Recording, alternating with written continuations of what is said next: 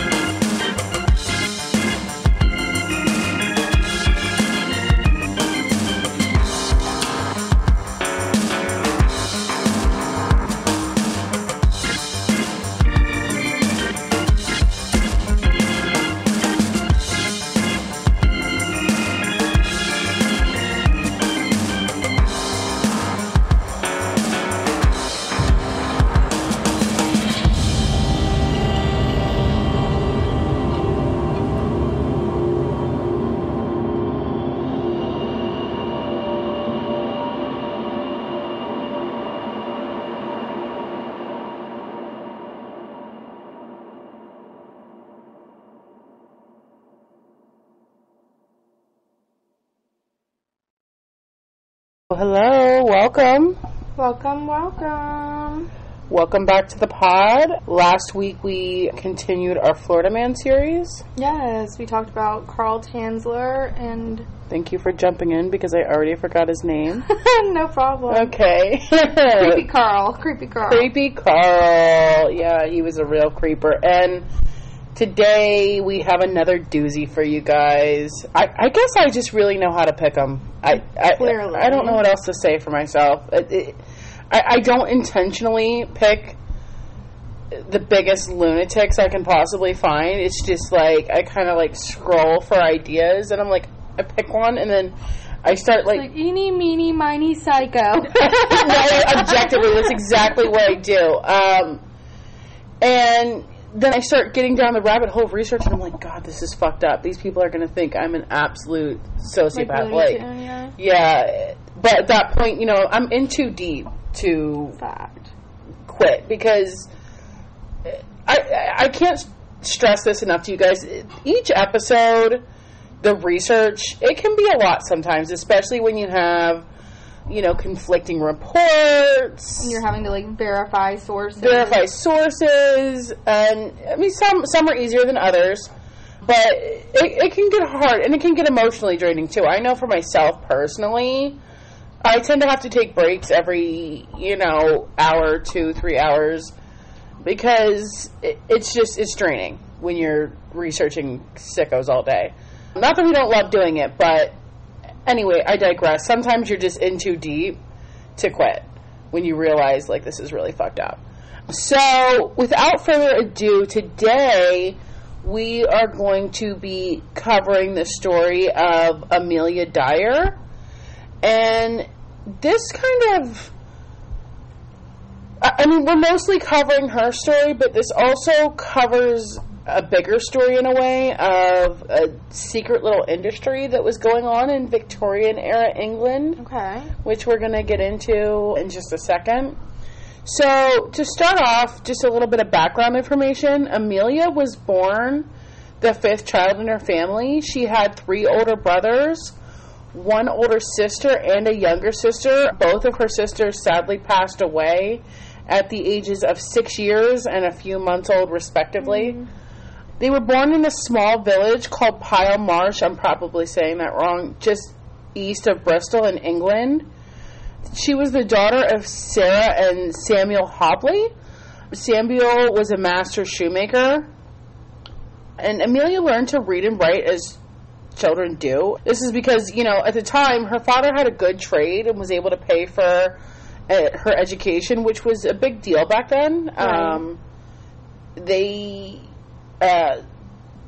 You know, I think at the time only about a quarter of children her age received education. I'm sorry, I forgot to mention, this was in the early 1800s. Yeah, and I mean, as a woman as well, statistically, you'd be even more disadvantaged at receiving a formal education. Yeah, exactly.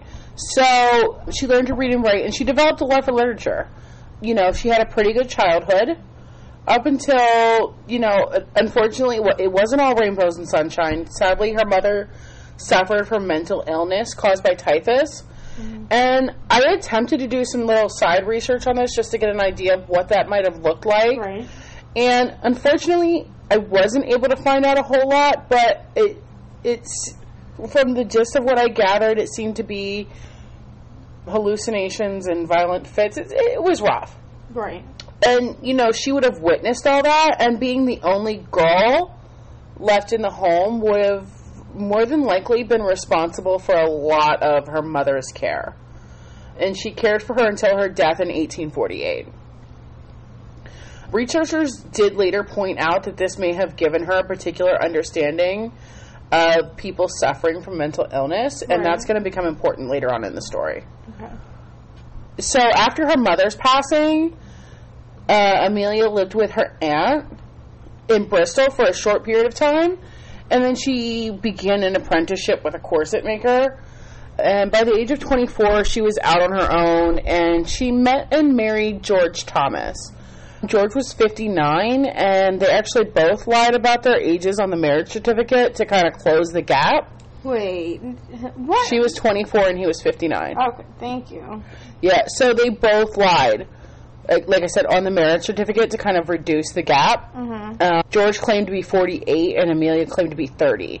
Several sources later reported those ages as fact, and that caused some confusion. Again, another tricky part about researching cases this old is a lot of the records are lost. Obviously, nobody is living to this day that Can provide first-hand account, so it gets a little tricky. After they got married, Amelia trained as a nurse, and it was through this work that she met midwife Ellen Dane, who introduced her to an alternative source of income, a little side hustle, if you will. So this was midwifery was the... Oh, no. It just so happened that Ellen Dane was a midwife. No, midwifery does come into play here. Okay. To a degree. But this was a popular little side hustle in Victorian era England, and it's called baby farming. Have you heard of baby farming? I mean, is this like similar to the cases you hear about where people like take a baby, say that the baby died, like tell that to the parents, and then like... Not quite, no. Okay. Because in this case, most of the time the baby actually does die. Oh. Yeah. Oh, yeah. So, a little background baby farming. Right. Okay. So, in the 1800s, in England, times were tough. People were poor. There was a lot of poor people. There was no work. There was no social programs, no welfare. Mm-hmm. And there were many neglected and abandoned children. Mm-hmm. And this wasn't... We often think of this time as, you know, strong family values, very traditional, but, you know, there was another side, and this is it. 1 in every 12 women was a prostitute. Okay. Dead or abandoned infants were said to have been scattered about like roadkill. Oh my gosh. Like on the side of the road, yeah. Babies would be found wrapped up like parcels in train stations or sides of the road, you know. Oh my. And it was people that were left without a choice. It wasn't... Right. Just awful situations. Awful situations. Like. I mean, really, really terrible situations. Statistics back then were estimated that a child born under, quote, you know, normal circumstances only had a 50% chance of surviving until the age of 5. Wow. So that's the kind of the background of the times and what people were going through. Now, then we have an issue specifically with, quote, illegitimate children, right? Children conceived out of wedlock. So, obviously at the time that was a big scandal. That goes without saying, we know. Orphanages even would only take children whose parents have been married. Really? Yeah. What's it to them? Well, you know, it's the 1800s. I know, but I'm just like... I agree, but, you know, and back then, you know, again, orphanages I don't think were very good places. Right. They weren't doing it because they cared about the kids. Yeah. So, unmarried mothers in the Victorian era, they were screwed, okay? First and most obvious, again, is the stigma that existed during that time. Additionally, back then women had to stop working as soon as their pregnancy became noticeable. Mm-hmm. And, you know, if you were a single mother with a newborn, there was no jobs out there for you. Right. You were unhireable. So, not only that, but in 1834, the Poor Law Amendment Act basically removed any financial responsibility that fathers had for children conceived out of wedlock. Oh, shocker. The men making rules. Yeah. And the intent of the law was to discourage premarital relations. But yeah, discourage women from having premarital exactly, relations. Which obviously didn't work. And, you know, it just led to the practice of baby farming. So now we're going to get into what baby farming actually is. Baby farming would be when individuals acted basically as fostering or adoption agents in exchange for what would typically be either an upfront lump sum fee or like a weekly fee. So they would be placed on either a temporary or a permanent basis. While there were some of these so-called baby farms that operated with the best of intentions, there was no regulation or oversight of this industry, which, you know, obviously opens the door, right? Enter people like Amelia Dyer. Okay. So she's not the only one, but she is kind of the most prolific baby farmer, yeah. If you will. So let's see here. It took a few years for Amelia to decide that she wanted to go ahead with this baby farming scheme. Okay. She was introduced to it through Ellen Dane, but she was kind of like, okay, yeah, I see you're making a lot of money, but I'm good. Yeah. You know. But then, in 1864, when she fell pregnant with her daughter, she was forcefully worked. Because, like I said, back then, you had to stop working when your pregnancy became no longer concealable. Right. So, 1864, she falls pregnant, and then she has her daughter, and her husband, who was much older than she, subsequently passed away in 1869, leaving... Yeah, so now she needs an income. And she's also a single mother with a newborn at this point? So, no, because it says she became pregnant in 1864 and he died in 1869. Okay, so there was... So we're going to say the baby's maybe around 4 or 5, depending on when she gave birth. Okay. She decided to start a baby farm. And at the very beginning of this, I don't want to call it a journey, but, you know... Journey to being a shit person, Journey to being a piece of shit. She made, honestly, a very cold decision, and it kind of speaks to her character and what she was about and where her head was at. She made the decision to farm out her own daughter. I saw that coming. Yeah. And so, which I think is, you know, and I couldn't find a lot about that specifically, but I think it's interesting that the child was already, you know, presumably 4 or 5 years old. So, now, to farm out your own daughter, right? Yeah. Foreseeably, wouldn't she be paying somebody else a fee to foster her? Yeah, or she could have paid, like, you know, a lump sum fee to just get rid of her. God. Yeah, there wasn't a whole lot of details about the terms of what arrangement she made for her daughter. It just seems so illogical. Like, just not only callous, but illogical. Well, yeah, but, I mean, callous, yes, but you know, like, one typical fee for, like, a lump sum adoption back then would have been £10. Again, this is the 1800s. Okay. So let's say you pay £10 to Cindy Lou up the road Right. to take your kid, and then you take on 40 more. Right. Okay. You know what I mean? Yeah. I mean, you'll come to find out, this is a volume business. Right. And that's kind of where the murder comes into play. Okay. So, let's see. She farmed out her own daughter. She ran advertisements that she would take in a woman when she reached the point where she could no longer conceal her pregnancy, and that she would also care for the baby after its birth. Okay.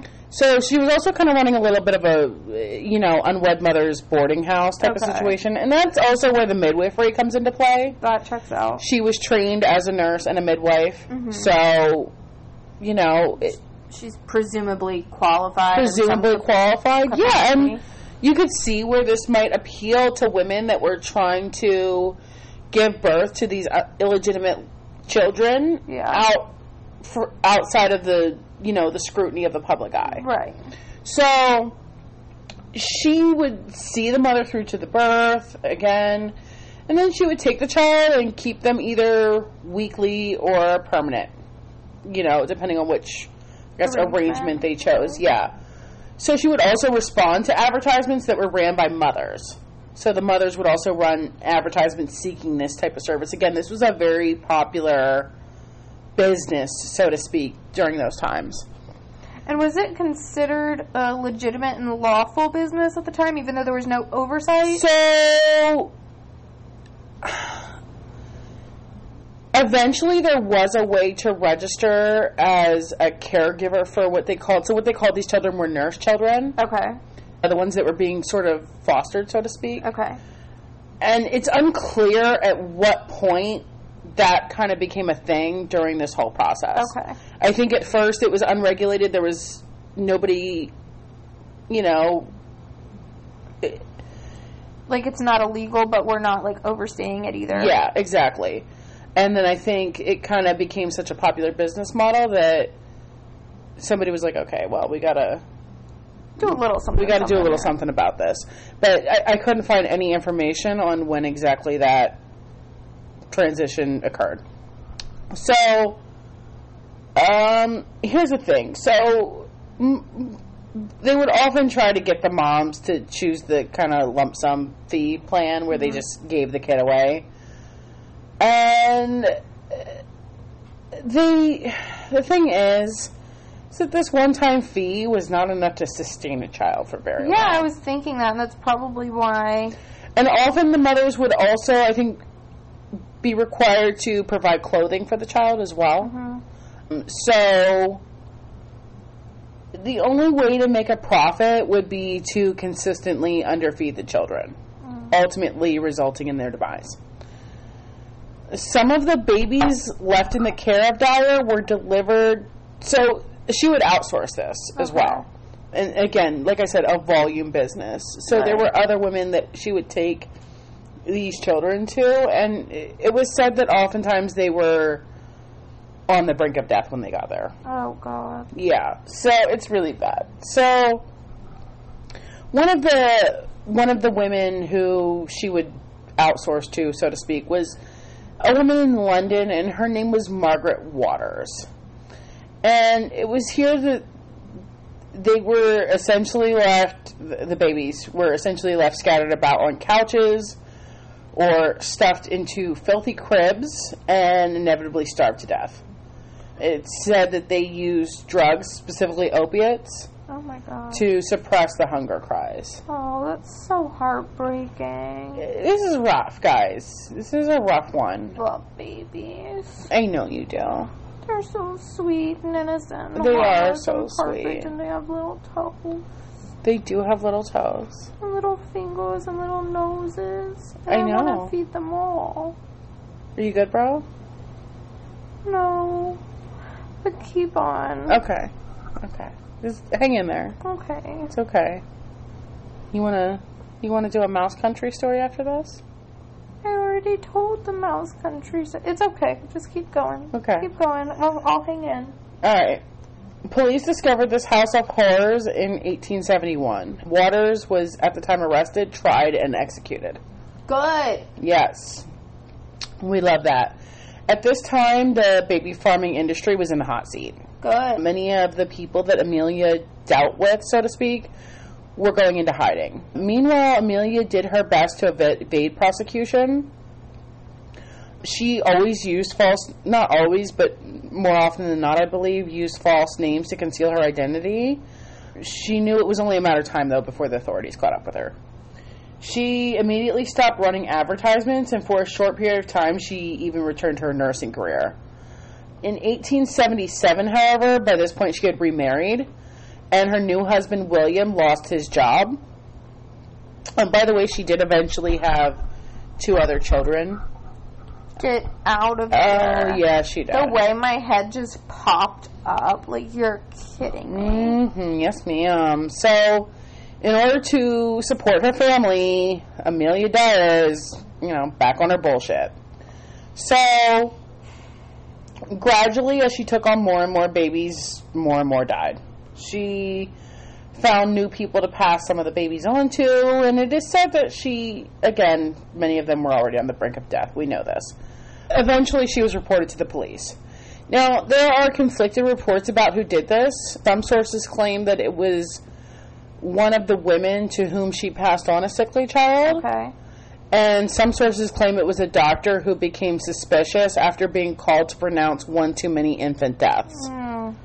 Now, I'm kind of leaning towards the doctor because it does say later on that she stopped calling, well, we'll get into this in a minute, but eventually she does stop calling doctors to, I guess, confirm or pronounce the deaths. Okay. Okay. So, I'm guessing that had something to do with it. Yeah, that would make sense. Yeah. So, the police show up to her home and find it to be extremely clear that she's running a baby farm. So, per the Infant Life Protection Act of 1872, okay, so I lied. This does kind of tell us when it became a thing. Yeah. Per the Infant Life Protection Act of 1872, this was illegal as she hasn't registered as a caregiver for nurse children. Okay. On August 26 of 1879, they arrested her, and while there wasn't enough evidence to convict her of murder, they were able to convict her of gross negligence, and this next part is going to piss you off. She was sentenced to 6 months hard labor. Get out of here. Yeah. So, now, while I will say that is objectively not even close to enough... Oh, no.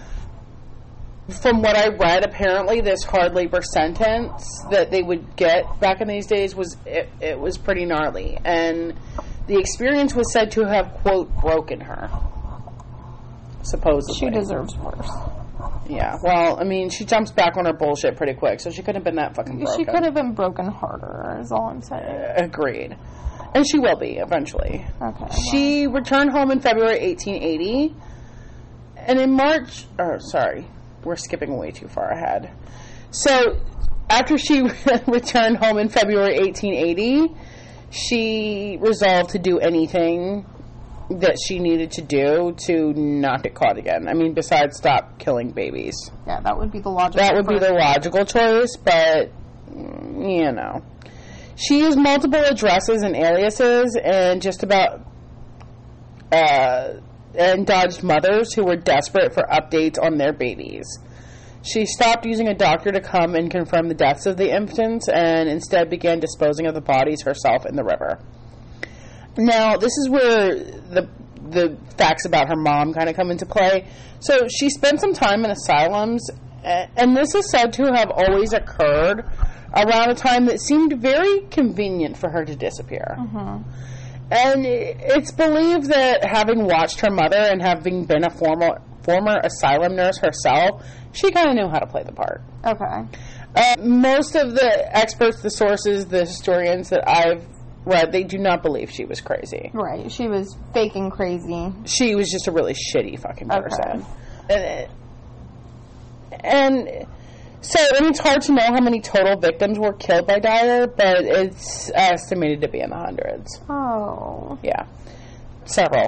Sickening. Several hundred. Several hundred? Several hundreds.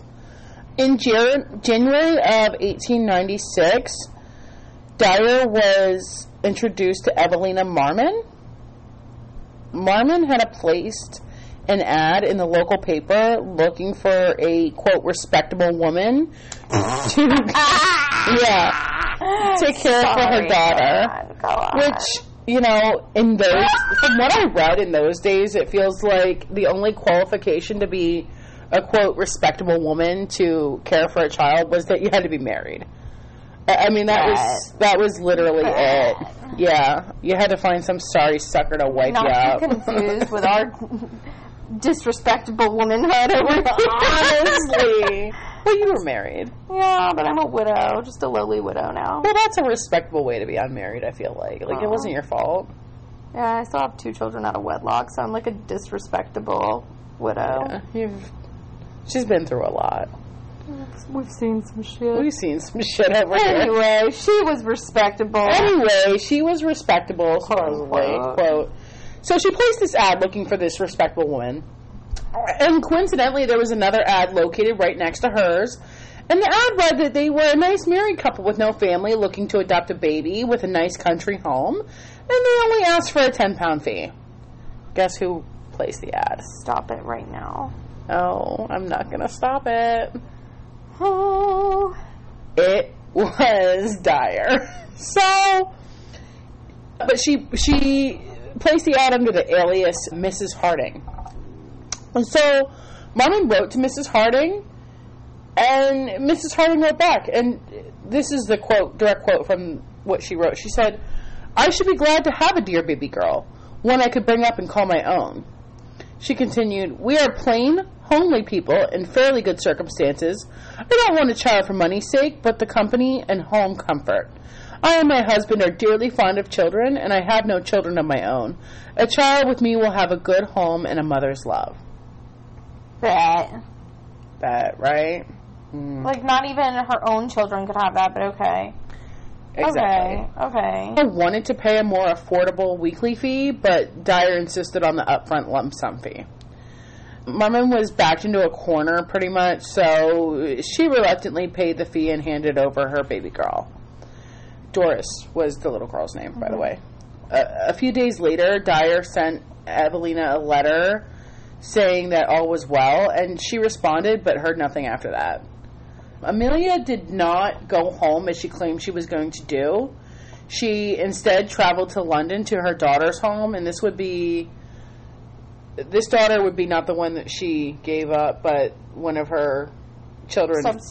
Subsequent children, exactly. Yes, thank you. There, she took some white dressmaking tape and wrapped it twice around the infant's neck and tied a knot. Oh my God. And additionally, it said that death would not have been immediate. And what year was this as well? If we can get this any was 1896. Okay, because I'm just... What I need to know, and I'm actually Googling this right now. I whipped out my phone because I can't even focus on anything else. Is I just need to know what 10 pounds would have been today. Yeah, that's actually a great thing to Google. Please do. Yeah, because I just am like, what? I mean, not that you could ever, like, I can't even begin to place a value on the life of a sweet, sweet baby. I just can't. No, but I think if you can give us some perspective, that would help. Yeah, absolutely. To at least understand why she was doing this. Yeah. Or, like, just how, I mean, obviously, there's no reason to do it, there's but, no justification, but I want to know what that exchange rate is. Yeah. Okay, so 10 pounds in 1896. It only lets me go to 2022, probably because 2023 is so recent. We don't have an official inflation rate. I think it's close enough. I think it's close enough as well. But just a disclaimer. It says it would be 1,013 pounds. And so for our American listeners, I'm going to do pounds to dollars really quick as well. Great. We're going to go 1,013 pounds to dollars. We're looking at a little over $1,200, like $1,230. Right. Yeah. So, while that absolutely, I mean, there's no money in the world that is worth the life of a child, at the rate that Amelia was going, you can see where she was really earning quite the living doing she this. Was killing babies every 5 minutes to keep the there volume was, coming. There was said, again, like I said, and this is where the volume comes in. Mm-hmm. There were times where it was said to maybe have been up to 6 per day. That's insane. And I mean, you said her victims were like estimated to be in the hundreds. Let's just, on the conservative end, because you said like 300? 300 to 400, okay, yeah. Let's say 300. Let's say 300 at $1,230 a head for these poor babies. That's $369,000 today that she would have made off of this scheme. Yeah. So I'm sorry. I just, for my own sake, I'm like, you guys will learn this over time. I have dyscalculia, which is like dyslexia, but for numbers. So I'm not a numbers person, but I do, like, if there's a situation like this, my brain will just, like, hyper-focus. I'm like, wait, but I need to know. You need to know how much it was. How much that would be to do. Yeah, no, I'm glad you brought that up because I did not have the foresight to look that up. Yeah, and that's something that I, like, get hung up on, and I just can't focus until I get the answer. I mean, so we can see where she was making some money. Yeah, definitely. Yeah. So that sucks, but no, objectively, this is terrible. Mm-hmm. So we're at the daughter's home, and we said the death would not have been immediate. She later said, and this is gross, but I used to like to watch them with tape around their necks, but soon it was all over for them. That was a quote from Amelia herself. Oh. Sick individual. Yeah, she's really fucked up. Like, there's no ifs, ands, or buts about this. She's disturbing. I don't even love, like, you know, when a baby gets, like, little, like, dribbles under the chin. Little dribbles under the chin. And then you have to... And you got the little rib mark? Yeah, and you got to lift the little rolls to clean under the little... and then they go... and the little lip goes. I can't even take that. I'm like, oh, no, lovey. We're getting in a warm tubby so that I can... you know, do your chin in the comb. Yeah, I know. And she's sitting there strangling the little necks. Yeah. I just, oh. It's also said that some of her earlier cases, one of the sources said that she would occasionally smother the babies immediately after delivery so that they wouldn't turn blue, as that would be indicative that they had taken a breath. And she wanted it to look like a stillbirth. Again, this comes back to the midwifery training. Like, she would know that. Oh. Now, let's see. Both women allegedly helped, this would be Amelia and her daughter, both allegedly helped to wrap the baby in a napkin. They kept some of the clothes that Marmon had packed. And again, this is where I mentioned earlier that they often asked them to give them clothes.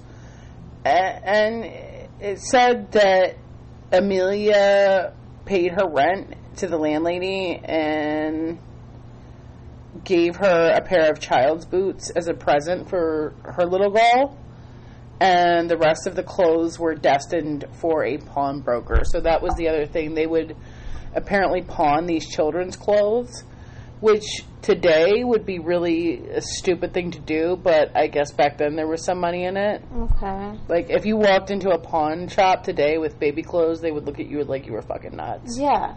But apparently back then it was thing. Somewhat. The closest thing we have to that today is like Once Upon a Time, is that right? Once upon a Child. Like a child's thrift store. Okay. And maybe it was like a similar concept. Right. But still wouldn't be like the most lucrative source of revenue. Yeah, I mean, the only justification I can give is that back then, they didn't have fast fashion, so maybe clothes were kind of like... Sure. More everything would have had to be handmade, right? Yeah, I don't think that there was like mass production at that point. Right, exactly. Yeah. So maybe at that time clothes were a little more valuable. Right. So the following day, Wednesday, the 1st of April, 1896, another child named Henry Simmons or Simons, one of the two, was taken to the daughter's home. However, with no spare white edging tape available, the length around Doris's corpse was removed and used to strangle the 13-month-old boy. Aww. On the 2nd of April, both bodies were stacked into a bag along with bricks for added weight. Dyer then, she proceeded to throw them into the river. On March 30th, 1896, they were discovered by bargemen on the river. And, she had not weighted the package properly, and thus it was easily discoverable. Aww. Detectives were able to analyze the paper used to wrap the package and made out a barely legible name and address. The name used was an alias, Mrs. Thomas, but the address was that of Amelia Dyer. Okay. Unfortunately, at the time, the police didn't have strong enough evidence to actually link Dyer to this heinous crime. But they asked around, they spoke to some local witnesses. Presumably at this time, Amelia had been on the authorities' radar for some time. Right. I mean, remember, she's already done some time over this. Sure, she's already kind of been busted. She's already kind of been busted. It's just a matter of nailing her at this point. So, again, and they obtained some more information from her local police. And they're really concerned at this point. So they placed her home under surveillance. But the police had reason to believe that she would bolt if she knew there was any suspicion. Sure. So they had to tread lightly. So they decided to use a young woman as a decoy who would arrange a meeting with her to discuss her services. That checks out. That's like a practical way of kind of... Well, I mean, cops still do it today. Yeah, absolutely. Tried and true. And we're not entirely sure if this was to establish a link between her and her business ventures or just to create an opportunity to apprehend her. Sure. Either way, A+, great job doing your cop job. Right. Because this bitch needs, what she's about to get. She needs a lot of things. Yeah. So, as she was expecting her new client to show up for their meeting, she instead found detectives waiting on her doorstep. They raided her home, and it said that they immediately noticed the smell of rotting flesh, but there were no bodies. They did, however, find plenty of other physical evidence to link her to her crimes.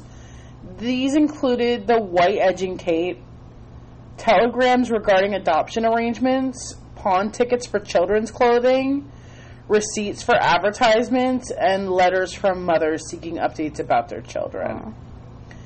On April the 4th, 1896, Amelia was charged with murder.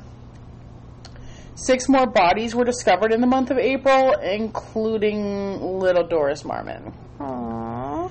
Each baby had been strangled with white tape, which she later told the police, quote, was how you could tell it was one of mine. Oh my gosh. She's a real sicko. Like, this woman has absolutely no fucking remorse. I've literally had to Google, like, while you were giving the rundown. I know this sounds so stupid now that I'm saying it out loud, but you know how people will say, like, oh, there will be dire consequences. I was literally Googling, I was like, what is the origin of dire consequences? Like, is it because of her? It's not. It's not. But I feel like... It is spelled D-Y-E-R. Yeah, and obviously, that's not how... Yeah. Yeah. Anyway, I was like, this is like redefining dire consequences. God. Anyway, go on. We've shaken the LJ. Yeah. I can't handle this. I love babies so much. She does. And I do too. Like, I'm not a baby hater. She's not anti-baby. I'm not anti-baby. I love babies. But she treats my kids like her babies. Oh, yeah, they are my little babies. Yeah. Love them so much. Shout out them. So 11 days after handing her daughter over, Evelina Marmon identified her daughter's remains. Aww. And on May the 22nd, 1996, Dyer was tried at the Old Bailey and pleaded guilty to one murder, that of Doris. One is the understatement of the century, but okay. Yeah. But there's a silver lining to that. Not really, but it gets her it was all that we needed. Okay. Her family and associates testified at her trial that they had been growing suspicious of her, and it emerged later that she had barely escaped discovery on several occasions. Evidence from a man who had seen Dyer when she disposed of the two bodies was also presented. And her daughter also gave some graphic testimony. Okay. That kind of sealed the deal. Okay. So, the only defense she offered was insanity. Again, she had been committed to insane asylums in Bristol. However, the prosecution saw right through her bullshit and were like, no. Absolutely. You were there to avoid getting caught. 100%. So, it took the jury 4.5 minutes to find her guilty. Wow, that's the quickest deliberation I've ever heard of, I think. Yeah, she spent 3 weeks in the condemned cell, and she filled 5 books with her, quote, last true and only confession. Wow. A chaplain visited her the night before her execution and asked if she had anything to confess. And she's like, handed him the books, and she goes, isn't this enough?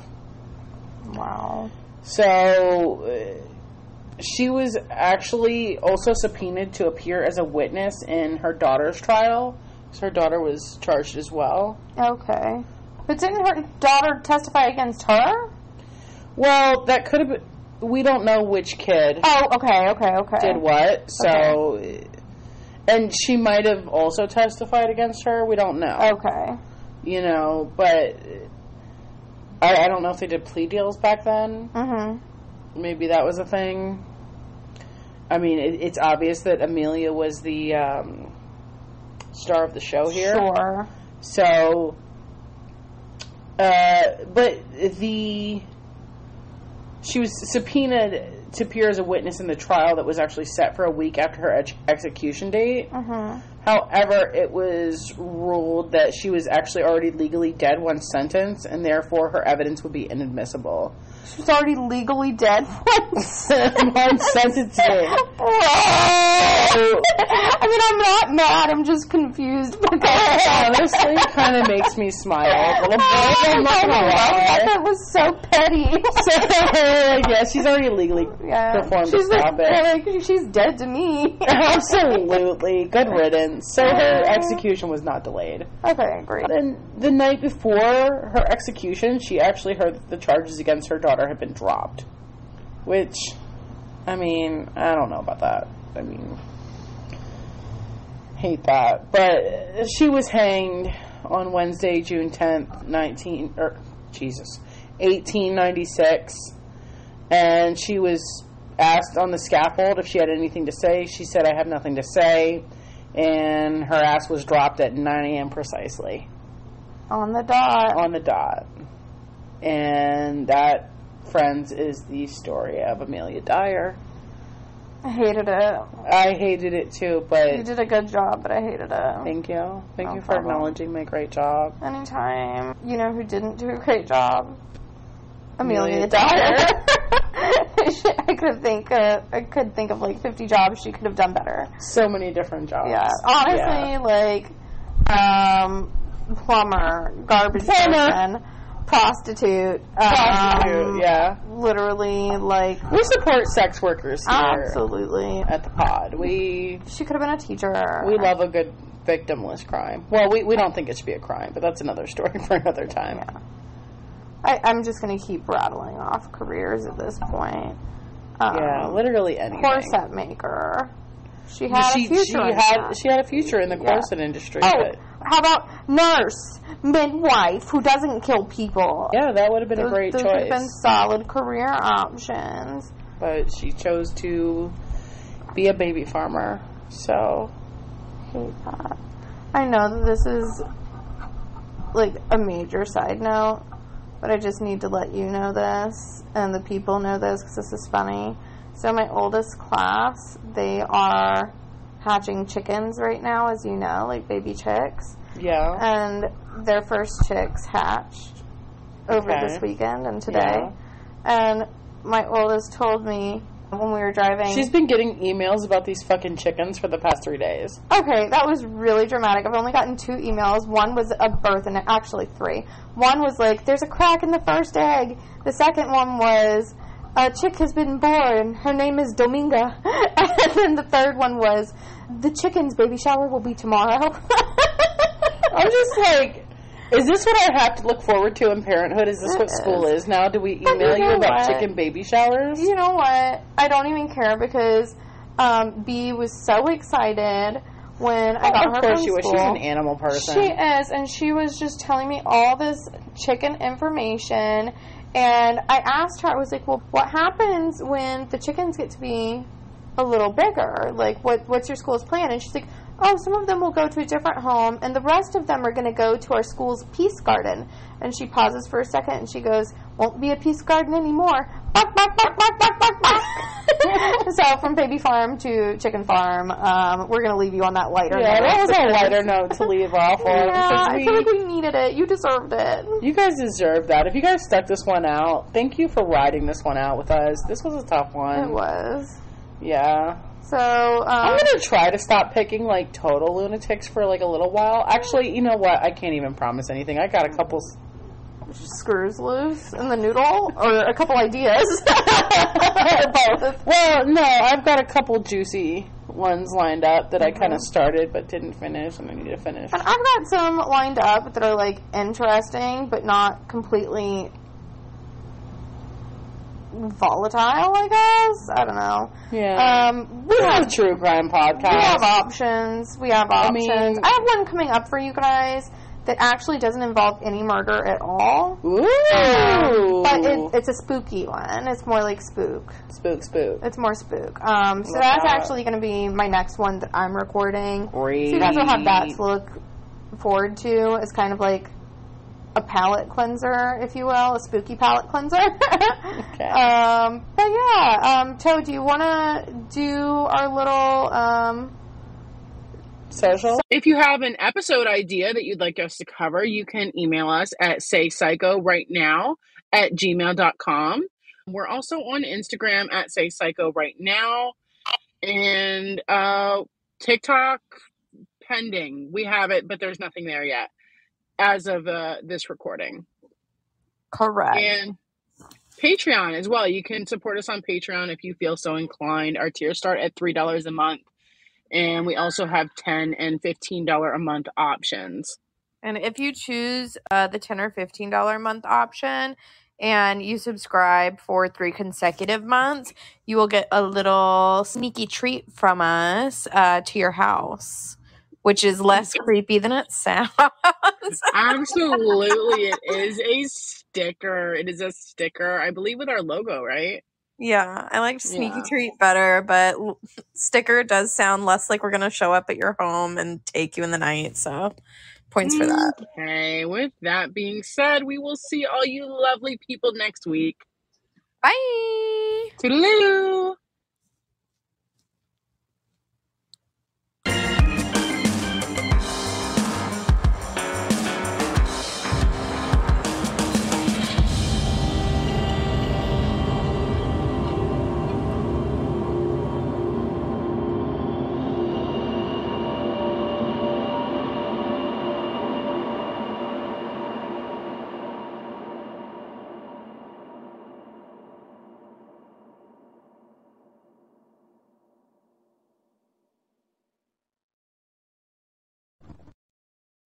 Oh no! Did we perform a fuckaroni?